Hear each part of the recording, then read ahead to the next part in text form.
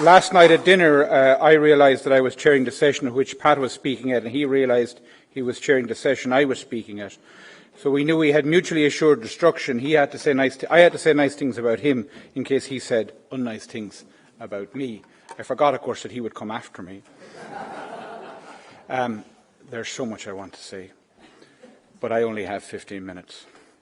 There's so much I want to react to what's been said about our politics and our new politics, but I have to confine myself to Irish water. If one were to believe some of the speakers, particularly the leader of the two main political parties, one would think Irish politics had grown by 27% in the last year. My instinct is that it is stagnant if it has grown at all. One of the advantages of coming as the last speaker is that you get to react to some of what the previous speakers have said. One of the disadvantages, of course, is they have already said some of what you had planned to do. I am, however, after the various exchanges, left with the distressing image of a comparative analysis of the scrotum strength to adverse temperature conditions of at least two of those who share the panel with me, which is not necessarily a pleasant thought. I'm also, on the chairman's point about bad language from politicians, reminded I once wrote a book on Fianna Fáil, which I asked Geraldine Kennedy in a moment of irony to launch, and she talked about a scene in the book where I talked about Charlie Haughey arriving at an event and receiving thunderous rather than thundering applause. And I said to her, well, I had personally heard Charlie Haughey and at least one other Fianna Fáil leader refer to her using the average thunderous, something else. Let's talk about Irish water.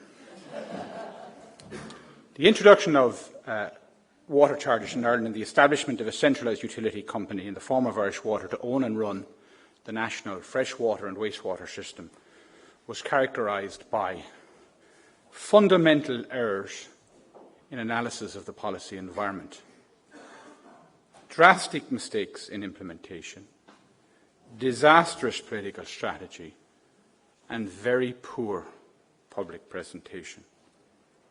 Let me start by doing a Joe O'Toole on it, and I'll tell you what I think of water charges. In Joe O'Toole's case, ne'er was a man so maligned for speaking the bloody obvious.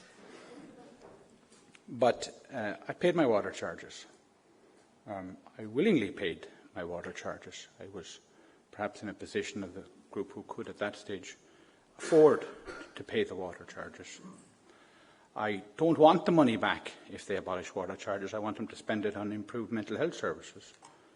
I'm dismayed at the suckers they've made of those of us who have paid our water charges. But I haven't let that, in a sense, get in the way of trying to analyse what went wrong and understand why so many of us, even those of us who paid water charges, are so furious at the way it was handled. Why, even for us, it is such a potent political issue. It didn't have to be this way. Improving our water service and making water usage measurable and chargeable per household could and should have been a worthy policy initiative. It should have appealed to the highest public sentiment and the environmentally friendly instincts of the Irish electorate. It was a good policy idea. It is bizarre, frankly, that the whole issue of water and all the matters associated with it has become a divisive and contentious political issue, and as Maureen points out, is likely to remain so. The water charges controversy destroyed the last government's mandate. It was delayed for 2-3 years then before it lost it in the election, but it destroyed the last government's mandate. And it still threatens the survival of the current government. The controversy contributed to the collapse in support of the Labour Party. It diminished Fine Gael. It facilitated the growth of the AAPBP. And it has both Fianna Fáil and Sinn Féin, as Eddie points out, still in a bind. It has been both a consequence of and a contributor to the volatile politics reflected in last February's election and to the stagnant form of government which we have suffered since. There are a couple of general points I want to make, some of which have been made I want to touch on. The first thing is, I think it's too it doesn't do enough to the complexity of the situation to simply focus on the suggestion that the people were sold a populist pup, or that the Trotskyite revolutionaries undermined water charges. Trotskyite revolutionaries also tried to oppose refuge charges, for example, which we still have in this country. The first thing is, I think, is that those implementing it failed to appreciate that it touched on one of the golden rules of politics and indeed of economics. Thou shalt not charge people for a service which they have previously obtained for free. You can ask people to pay for optional add-ons or for premium content. Even gamers and social and online entertainers know you cannot ask people to pay for that which is merely as good as or still as bad as it was before you introduced the charge. And if you do, you'll get considerable blowback. And if you're doing this for a service they cannot do without, then that blowback will be even more intense. The introduction of that kind of new charge for a public service, something over which politicians have or are seen to have control, if you breach that rule in regard to that, then it will always have dramatic political consequences. People will pay for a toll for a new, improved road or motorway, which bypasses a town or other bottleneck. But they will not pay today to travel on the same badly surfaced and winding road they travelled on for free yesterday. Asking them to pay now to fund future improvements in the condition of the road will meet with the same resistance. This is a near universal political rule, but you don't have to look outside Ireland or even outside Donegal to learn that lesson. One only needs to look back to the controversy around the attempt to introduce MMDS and close down community TV deflectors in the late 1980s, to be reminded of how politically contentious such moves were. You remember in the valleys, up on the mountains, they put big deflectors to send the BBC and UTV back into the valley, a local community organisation. I'm talking to the people in Donegal and down in the valleys in Cork as well. Local voluntary groups went door to door to look for what I think at the time was something like 65 punt as an average household contribution to pay for the cost of putting the deflectors. They knew locally which houses not to ask for the money because they didn't have it. They knew, and yet the service had to be available to everybody because it was deflected back into the valley.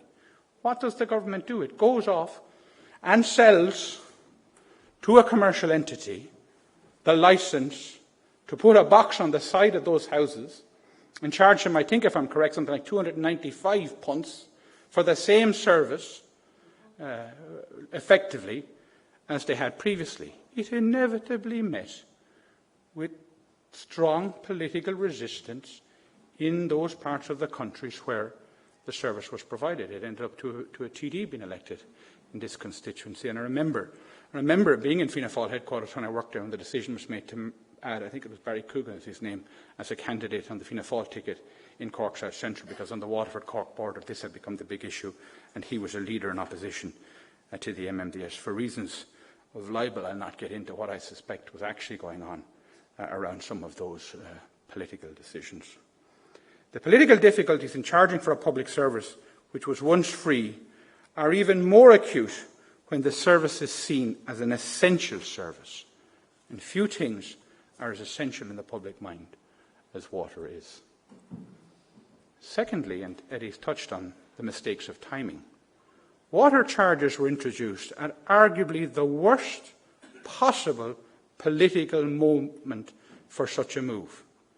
This was a measure which could and should have been introduced in good times, when income taxes were falling and when a government could at least try to present the charging for water as a reform in public taxation and expenditure and/or as an environmentally motivated policy. Instead, water charges were introduced at a time of actual economic hardship and after years of spending cuts and tax increases. They were proposed at a point when most households had dared to hope austerity might be easing.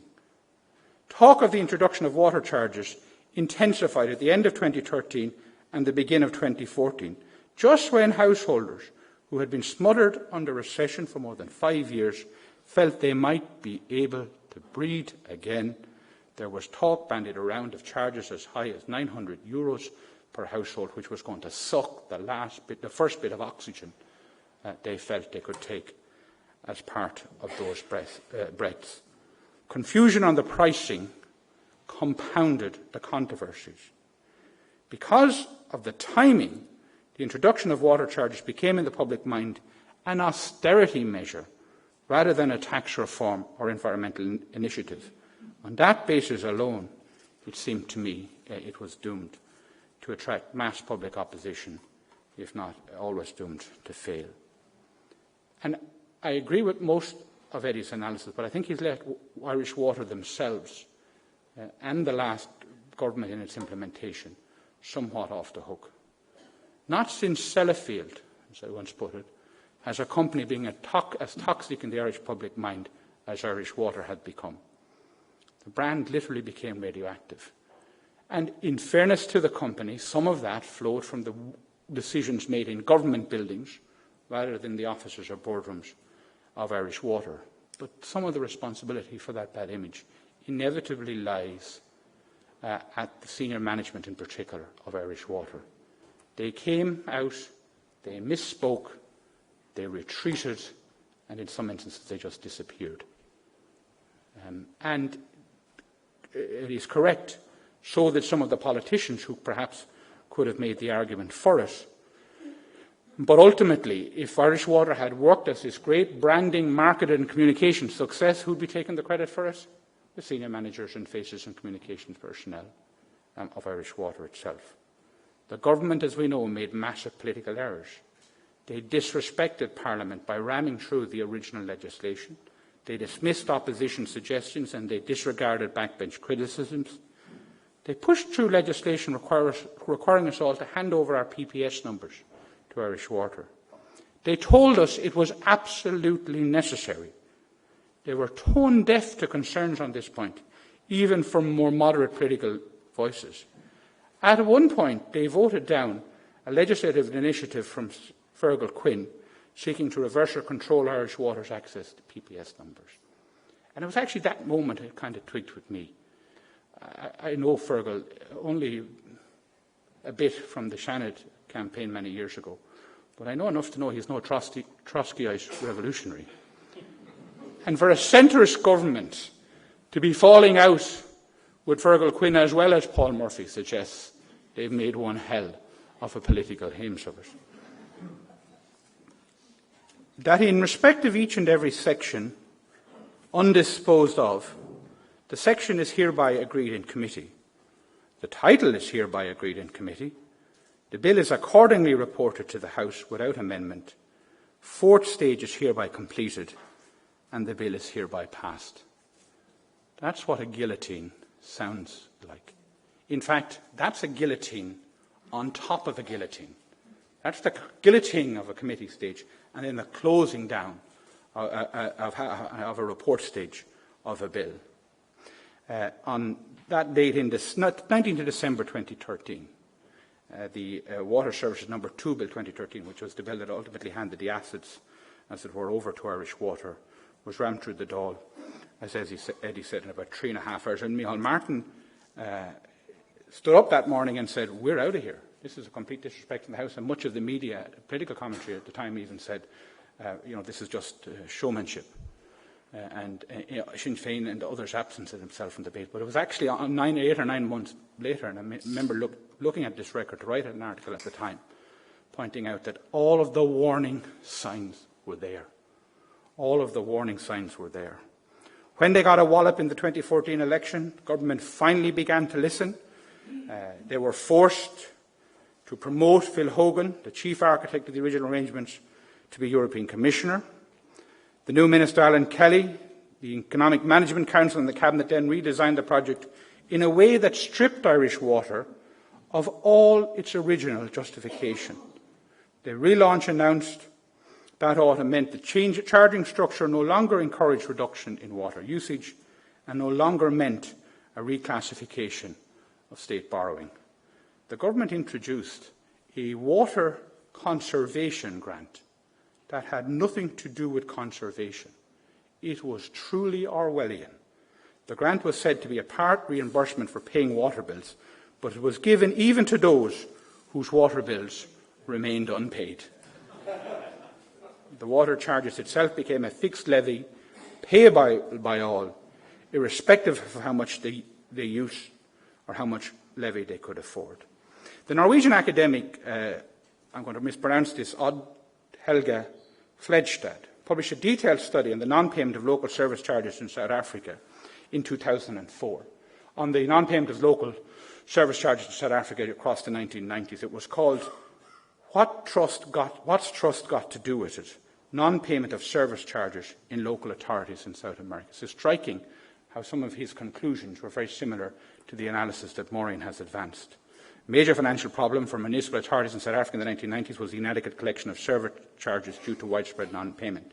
The prevailing view was that non-compliance was caused by poverty and the existence of what some called an entitlement culture.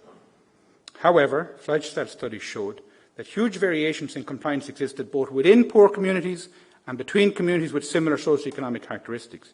He argued that non-payment was related not only to inability to pay and a culture of entitlement, but more likely to whether people perceived the government acted in their interest. In particular, he concluded 3 dimensions of trust affected citizens' compliance. Trust in the government to use revenue to provide the expected service. Trust in the authorities to establish fair procedures for the collection of the revenue and the distribution of the services, and trust in other citizens to pay their share. It may be years before we have similar studies of the pattern of non-payment of water charges in Ireland. It's likely such studies will show the cause for non-payment as multifaceted and complex. It does seem to me that once the policy proved so unpopular, the spread of a pattern of non-payment became a self-actualizing phenomenon. The people felt others wouldn't pay or wouldn't be compelled to pay, and therefore they themselves were less inclined to pay, even if they had paid before then. The explanation around the failure of the introduction of water charges may, of course, go deeper and, in fact, turn on deeper issues surrounding the relationship between the people and the state. They are more deep-seated reasons, perhaps, for the resistance to water charges. At its core, in my opinion, is a much more serious political problem, which looks to me at least like getting worse in the foreseeable future, and that is that successive governments have failed to persuade the Irish electorate to take ownership of their state. In South Africa, the heritage of the apartheid regime partly explained that distance. And the disassociation from the state may have originated in our experience under British occupation, but frankly, that is no longer an excuse. And this has been compounded by a lack of political leadership, generally a fondness for soft options, and during the boom years, by too much cash around. The water problem hasn't gone away, you know, and as Eamon began and the other speakers have identified, it's still there, hanging over the political system, posing the risks to political trust of the type of which Maureen speaks. And I'll leave you with one last point, and it's something I've been thinking about, particularly in the context of Theresa May's moves with her cabinet after the Brexit referendum. Her decision to appoint 3 Brexiteers to the 3 negotiating positions with Europe is actually, in many ways, inspired, because the most dangerous point for any political system is not the volatility of people leaving the old to vote for something new. It's when the new lets them down, or when they realise they were sold a pup on the new. It's then that the trust collapses completely and politics gets even more dangerous. In order to avoid that happening in Britain, I think Theresa May is angling for an argument where that if the Brexit isn't to the extent or doesn't solve immigration to the extent or doesn't deliver the results to the extent that the Brexiteers had persuaded voters, then at least the Brexiteers will have to carry that some responsibility, and there won't be the suggestion that she, as a Remainer, and her government, as a Remain-led government, had let them down. Similarly, Similarly, we had that in 2016 here. People left Fianna Fáil dramatically in 2011. They had a sense that they knew the Fine Gael Labour let them down. And then where did they go next? And if, as has been suggested by the other speakers, Irish Water was a factor in the shifts in 2011 to some extent, and is to be a defining issue about whether our new politics work or doesn't work, then I fear very much if it goes wrong.